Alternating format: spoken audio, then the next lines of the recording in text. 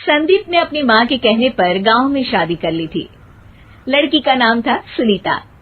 माँ का कहना था एकदम मॉडर्न बहू नहीं होनी चाहिए, लेकिन उन्हें नहीं पता था कि गांव से आने वाली बहू सुंदर सुशील तो होगी और उसको गांव से बाहर भी निकाल लाएंगे, लेकिन उसके अंदर का गांव कैसे बाहर निकलेगा।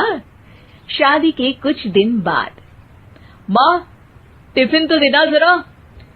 बेटा अब तो स्कूल नहीं ऑफिस जाता है, माँ से नहीं अपनी बीवी से टिफिन मांगा कर। ओके माँ। सुनीता टिफिन ले आओ। एक लो टिफिन, इसके अंदर पिस्ता डाल दिया है। पिस्ता? पिस्ता क्यों? सास जी ने बोला था ना कि आपको पिस्ता बहुत पसंद है। ओहो, मैंने पिस्ता नहीं पास्ता बोला था, पास्ता। पास्ता? कहीं होता है पास्ता? अरे बेटी तू रहने दे, मैं बना दूंगी। अच्छा किया कि पाव भाजी बनाने का नहीं बोला, वरना किसी के पाव बना देती है। सुनीता को बुरा लगता है, लेकिन उसकी नादान हरकतें कम नहीं होती। ऐसे ही एक दिन, अरे तुमने ये क्या लगाया है? अरे आप वो फूस फूस करके लगाते हैं ना, वही। डियो? का दियो? किसको दियो? अरे वही ना जिससे खुशबू आती है। हाँ सही पकड़े हैं। अच्छा लेकर तो आना। कौन सा डियो लगाया तुमने? अभी लेकर आते हैं जी। संदीप की बात मानकर सुनीता अंदर से खुशबू वाला फुसफुस लेकर आती है। ओएमजी! ओएमजी मतलब ओ माय गणेश ना। अरे ओएमजी छोड़ो, और ये खुशबू वाला फुसफुस की बात कर रही थी तुम? हाँ इसी की, फिर से सही पकड़े हैं। अरे देवी, लेकिन आप सही नहीं पकड़े हैं, ये डियो नहीं है। डियो नहीं है तो क्या लियो है? अरे ये रूम फ्रेशनर है, जिसको कमरे में छिड़कते हैं, खुद पर नहीं। कोई बात नहीं, माँ कहती थी आत्मा किराएदार है, शरीर एक किराए का कर्म। हम शरीर पे ये डाल लिए तो क्या फर्क पड़ जाएगा। अरे बहू, ओ बहू, मेरे लिए फल तो ले आ, फिर मैं बाजार जाऊंगी। सुनीता अपनी सास के लिए फल लेकर आती है। अरे बेटा, पपीता, तरबूज और सेब फल ऐसे कैसे खा लूं? काट कर तो ले आ।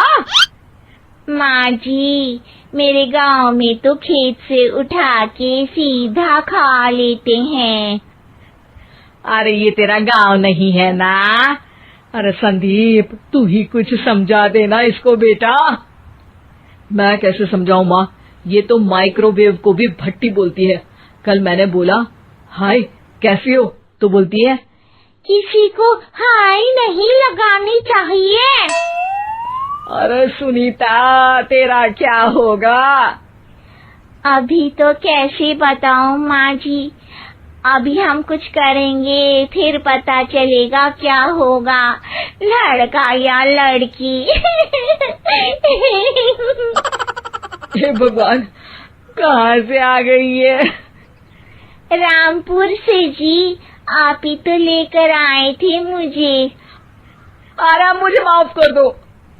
पहले कोई गलती तो करिए जी, आपकी तो सारी गलती माफ कर देंगे हम। हाँ अरे बहू, मेरी बात सुन।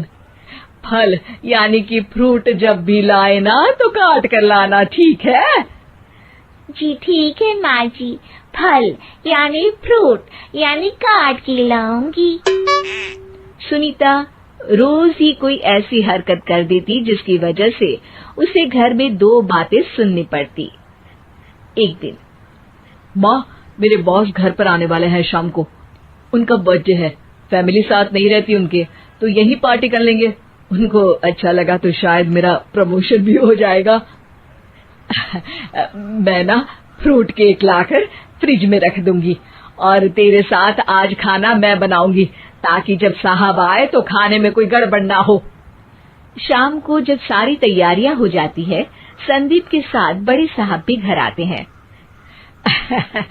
फ्रूट केक तो ले आना बहू, फिर खाना खाएंगे। अरे इस सब की क्या जरूरत थी, आपने बुलाया वही काफी है। सर, आपका परिवार शहर में नहीं है तो हम ही आपके परिवार जैसे हैं सर। इतने में ही सुनीता फ्रूट केक लेकर आती है और बड़े साहब की टेबल पर रख देती है, और जैसे ही केक के ऊपर का बॉक्स हटाती है, ओह, ये क्या है? केक तो कटा हुआ है। मैं तो ऐसा नहीं लाई थी। आप मुझे शाबाशी दे सकती है माँ जी, मैंने ही केक काट दिया।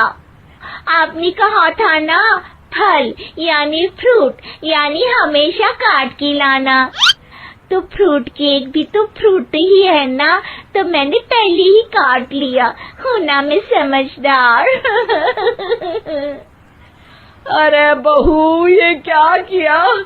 केक हमेशा वही काटता है जिसका जन्मदिन होता है। तुझे एक बात भी समझ नहीं आती, एक नंबर की बेवकूफ है। पूरा माहौल बिगड़ चुका था। संदीप को लगने लगा था कि साहब उसे प्रमोशन तो दूर की बात है, कहीं डिमोशन ना दे दे, लेकिन साहब बीच में ही बोल पड़ते हैं। अरे कोई बात नहीं, ये इनकी बेवकूफी नहीं है, इनका भोलापन है। बेटा आप कहाँ से हो? रामपुर गांव से। अरे वाह, गांव से? फिर तो आपके गांव में ताजे फल और सब्जियां मिलते होंगे। हाँ, सही पकड़े हैं। हम तो काटते भी नहीं, सीधा खा लेते हैं।